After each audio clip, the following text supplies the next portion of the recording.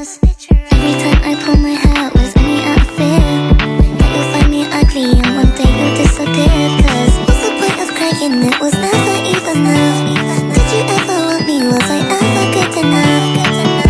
But boys are real.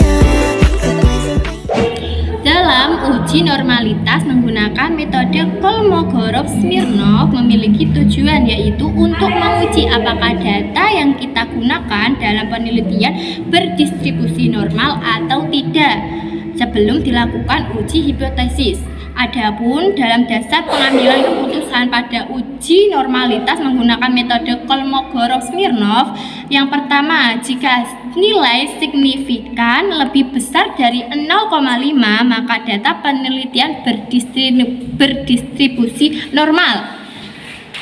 Sebaliknya, jika nilai signifikan lebih kecil dari 0,05 maka data penelitian tidak berdistribusi normal.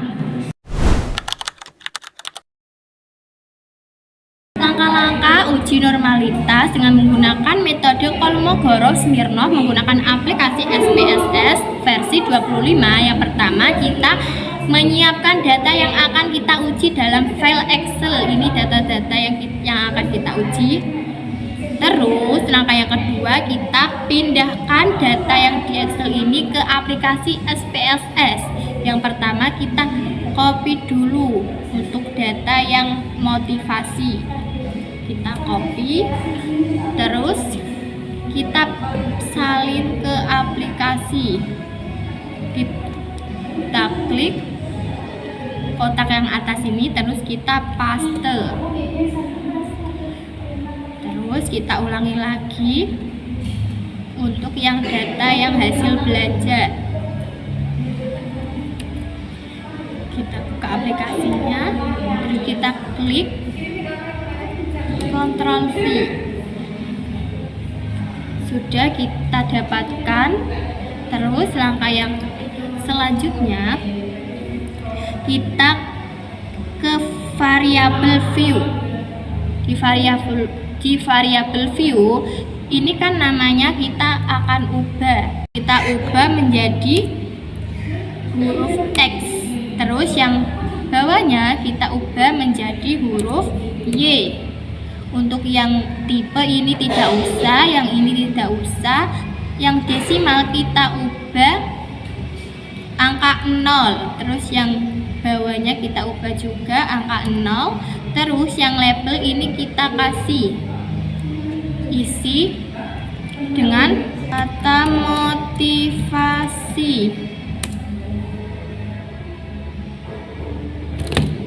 Terus yang bawahnya kita isi hasil belajar.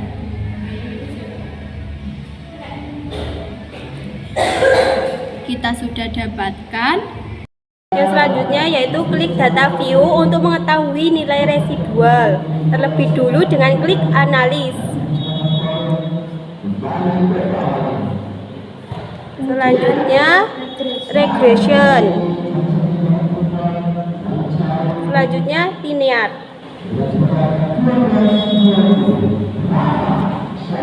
Setelah itu pada kotak dialog linear regression masukkan variabel Y hasil belajar ke dependent dan variabel X motivasi ke independent. Lalu klik save.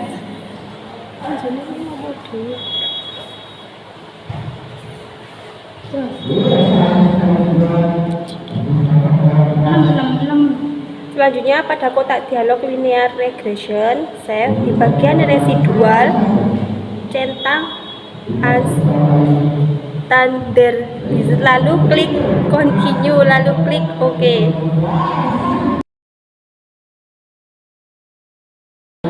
Tutup output yang muncul. Perhatikan tampilan residual pada data view.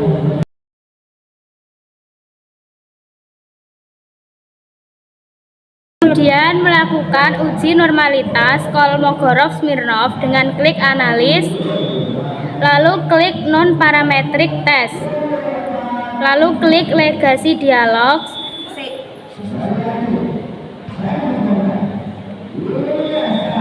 lalu klik 1 sampel K strip S.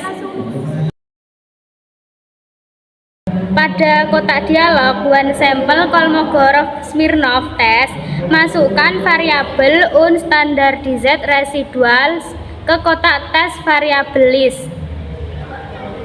Nah, pada tes distribution centang yang normal. Kemudian klik OK. Dan akan diperoleh hasil uji normalitas Kolmogorov-Smirnov dengan menggunakan SPSS versi 25. Nah, berdasarkan output SPSS versi 25 dapat diketahui bahwa nilai signifikansi adalah 0,2 atau lebih besar dari 0,05. Maka data yang diuji tersebut berdistribusi normal. Sekarang untuk uji parent menggunakan metode sampel t-test menggunakan SPSS versi 2025, yaitu siapkan data yang diuji dalam Excel.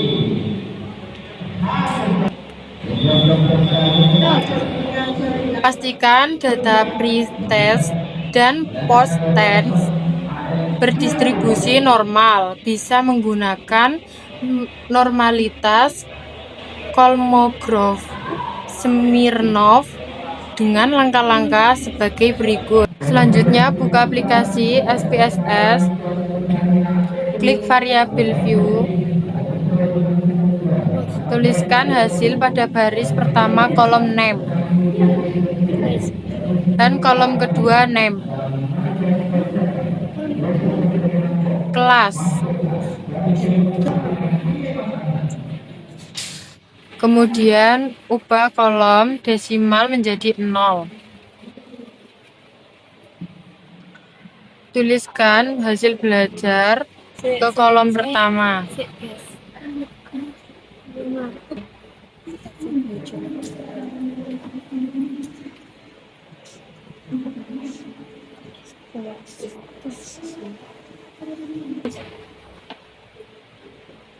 Ke pertama kolom label dan kelas, pada kolom kedua ya kolom label. Biarkan non pada baris pertama kolom value tetap pada non barisan kedua, yaitu klik value klik tanda titik 3.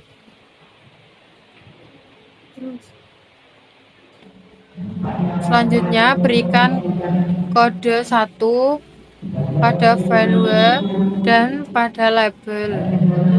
Tuliskan pre-test, klik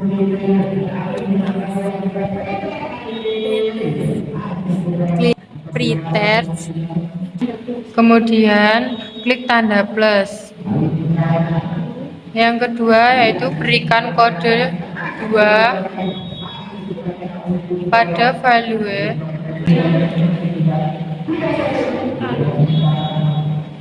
pada label, tuliskan post test, klik plus lalu OK.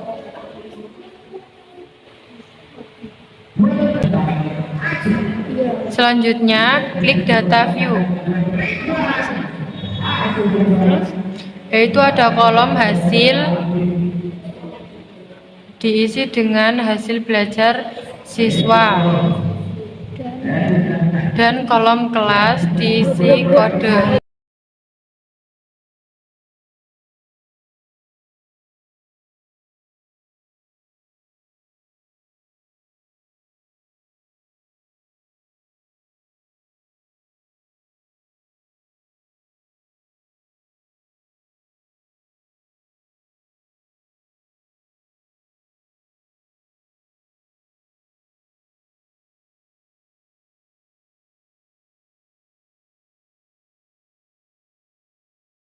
Selanjutnya klik ke kelas, yaitu klik 1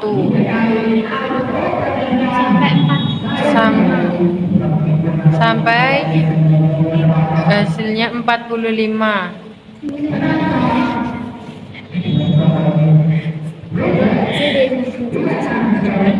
Untuk kolom kelas diisi kode 1 untuk pretest sampai 45.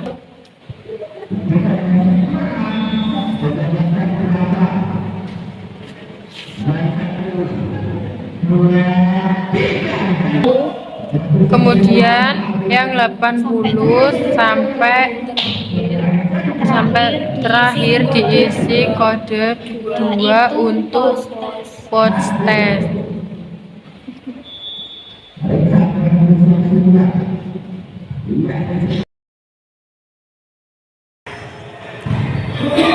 Selanjutnya, klik analisis, lalu deskriptif statistik, lalu klik ekspor.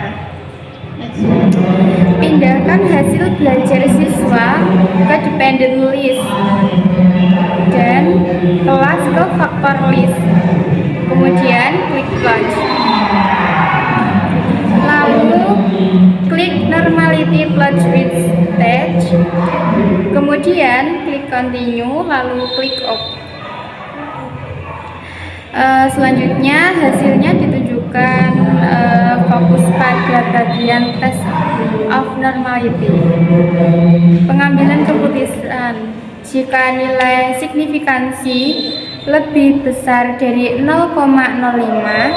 maka data berdistribusi normal. Jika nilai signifikansi lebih kecil dari 0,05 maka data berdistribusi tidak normal. Berdasarkan uji SPSS yang telah dilakukan, diketahui bahwa nilai signifikansi pada pretest adalah 0,116 dan nilai signifikansi pada protest 0,200. Kemudian nilai signifikansi lebih besar dari 0,05 maka pretest dan posttest berdistribusi normal. Selanjutnya, buka SPSS, kemudian klik variable view, ketik pretest dan posttest pada kolom name baris pertama dan kedua. Ubah kolom desimal menjadi 0.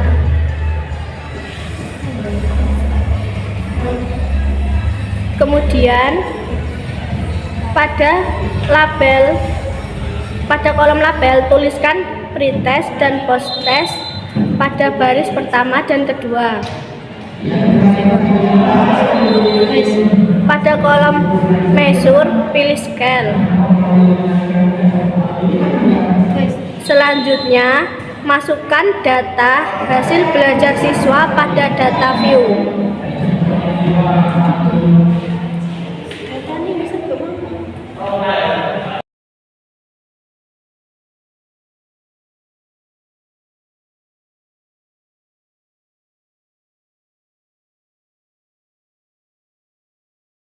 Selanjutnya, klik analis, terus pilih compare means, lalu pilih pirate sample t-test.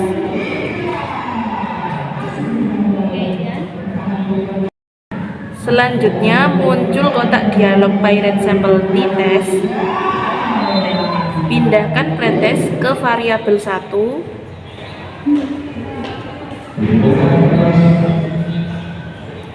dan posttest ke variabel 2.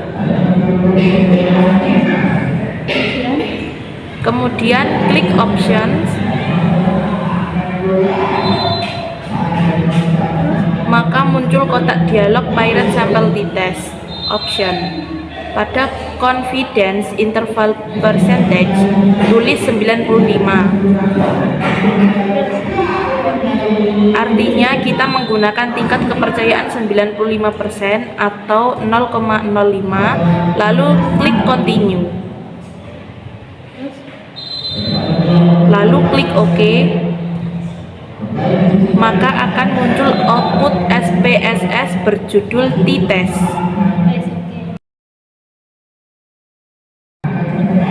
Jadi penafsiran hasil uji Pirate Sample T-test dengan SPSS, tabel Pirate Sample statistik, nilai pretest memiliki rata-rata hasil belajar min sebesar 54,62, sedangkan nilai posttest memiliki rata-rata hasil belajar min sebesar 67,69. Jumlah siswa sebagai sampel penelitian N adalah 13 siswa. Nilai standar deviation pada pretest adalah 10,300, sedangkan pada posttest adalah 10,727. Nilai standar error mean untuk pretest adalah 2,857, sedangkan untuk posttest adalah 2,979. Karena nilai rata-rata pretest lebih kecil posttest, maka dapat disimpulkan dan dibedakan rata-rata hasil belajar pada pretest dan posttest. Kemudian yang kedua, pada tabel Pirate Sample Correlation itu nilai koefisien korelasi atau correlation sebesar 0,350 dengan nilai signifikansi sebesar 0,242. Karena nilai signifikansinya 0,242 lebih besar dari 0,05, maka dapat dikatakan bahwa tidak ada hubungan antara pretest dan posttest. Kemudian pada tabel Pirate Sample Test, rumusan hipotesisnya H0 adalah tidak ada pengaruh penggunaan strategi pembelajaran Answer Gallery untuk meningkatkan hasil belajar mata pelajaran Bahasa Jawa pada siswa kelas 5 SD Negeri 1 Taji tahun 2019. HA-nya adalah ada pengaruh penggunaan strategi pembelajaran Answer Gallery untuk meningkatkan hasil belajar mata pelajaran Bahasa Jawa pada siswa kelas 5 SD Negeri 1 Taji tahun 2019. Baik, kesimpulannya berdasarkan tabel Pirate Sample Test diketahui nilai signifikansinya 2 min Pilot adalah 0,002 lebih kecil dari 0,05, maka H0 ditolak dan HA diterima, sehingga ada pengaruh penggunaan strategi pembelajaran Answer Gallery untuk meningkatkan hasil belajar mata pelajaran Bahasa Jawa pada siswa kelas 5 SD Negeri 1 Taji tahun 2019.